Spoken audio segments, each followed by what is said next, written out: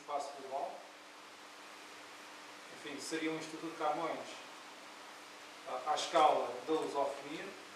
E para ter uma ideia, por exemplo, o Brasil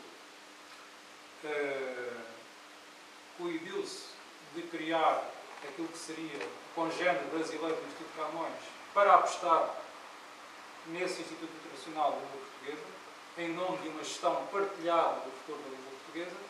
Essa entidade não tem tido, até hoje, os meios financeiros e humanos para concretizar a sua ação. E poderíamos aqui multiplicar os exemplos. Ou seja, os governos, só quando os governos começarem a apostar a fundo na CPLP, é que depois também a CPLP naturalmente poderá apresentar resultados mais sólidos. Mas para isso também nós sabemos que os governos cada vez mais vão muito a reboque das opiniões públicas, das sondagens, todos os dias temos ver sondagens, e também é preciso reconhecer que este sentido de uma consciência lusófona, de uma cidadania lusófona, ainda é algo muito incipiente. No plano mais cultural, enfim, dos meios mais cultos, há esse sentido, mas depois, enfim, a população em geral não é propriamente a preocupação mais imediata. Até porque, muito naturalmente, as pessoas têm preocupações mais imediatas, têm a ver com o emprego, têm a ver com os destinos mais imediatos do país. Enfim, todos os dias nos chegam notícias muito preocupantes nesse sentido. E quando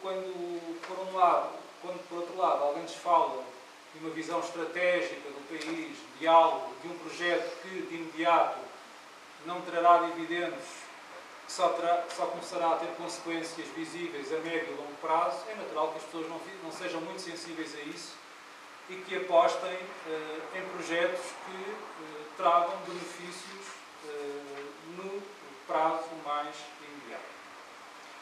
Em todo o caso, eu penso que há ciclos históricos que decorrem, que se abrem, que se fecham, como o próprio Miguel Fialho também tem reafirmado em locuções públicas, até em livros já publicados,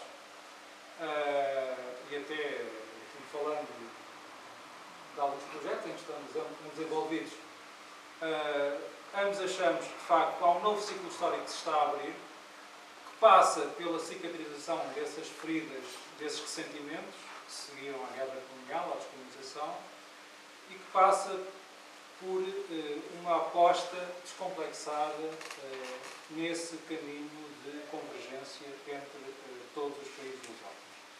Isso, naturalmente, será algo que cada vez mais será assimilado pela população em geral. Isso, aliás, já se vai notando. Há sinais, por exemplo, a cimeira que ontem decorreu em Luanda, certamente teve resultados contraditórios e muito insatisfatórios em alguns aspectos. Por exemplo, na resposta à questão da Guiné-Bissau, é extraordinário que não haja uma resposta efetiva da CPLP em relação à Guiné-Bissau. Todos sabemos qual é a situação da Guiné-Bissau, o que é que lá se passa. Portanto, muitas vezes não se passa no plano da retórica, das boas intenções, depois não há uma tradução prática disso, mas ainda assim o facto de, pelo menos no plano da retórica, tanto se falar de cidadania lusófona, de uma comunidade lusófona, isso por si só já é significativo. Há 5, 10 anos não se falava disso. Portanto, há um caminho, todos temos consciência que é um caminho longo. O próprio Cristina Silva, que às vezes é um pouco mal interpretado, até, enfim, pelas conversas vadias que tiveram esse reverso, por um lado popularizaram, mas por outro lado geraram alguns equívocos, porque as pessoas achavam, quando ouviram falar, que ele propunha soluções para se cumprirem amanhã. E o Cristina Silva, ao contrário, isso é muito visível nas suas obras, era uma pessoa profundamente pragmática, sendo um visionário, um idealista, era ao mesmo tempo uma pessoa profundamente pragmática. Era alguém que tinha uma filosofia da história, ou seja, era alguém que tinha o sentido das mediações, que o sentido do processo, do caminho, a consciência de que esses horizontes, esses projetos, esses sonhos, não se cumprem no imediato. Há um percurso há um processo, por vezes moroso, por vezes com impasses, por vezes com retrocessos, mas achava ele, achamos nós, que de facto a história aponta para aí.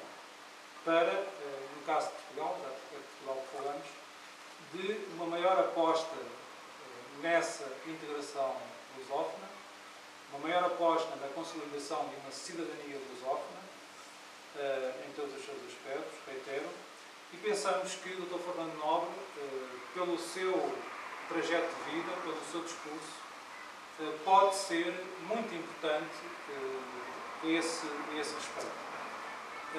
Como eu próprio já escrevi, tenho procurado ler, mas tenho, como sabem, tenho escrito alguns textos sobre isso, tenho publicado até numa página do Facebook do Dr. Fernando Nobre, até antecipando um pouco este debate, por uma lusofonia global e dinâmica. Digo eu, e com isto termino, o último texto publicado, também por isso devemos apoiar o Dr. Fernando Nobre. Ele é uma pessoa que se assume com toda a naturalidade, sem qualquer complexo, como um cidadão lusófono. Dos vários candidatos, ele é, de longe, aquele que, no cargo de Presidente da República, mais e melhor poderá difundir essa consciência vital para a constituição de uma verdadeira comunidade lusófona, ou seja, de uma comunidade livre e fraterna, enquanto espaço exemplar de paz e prosperidade. E ficaria então por aqui, de imediato, passando a palavra ao Miguel Real.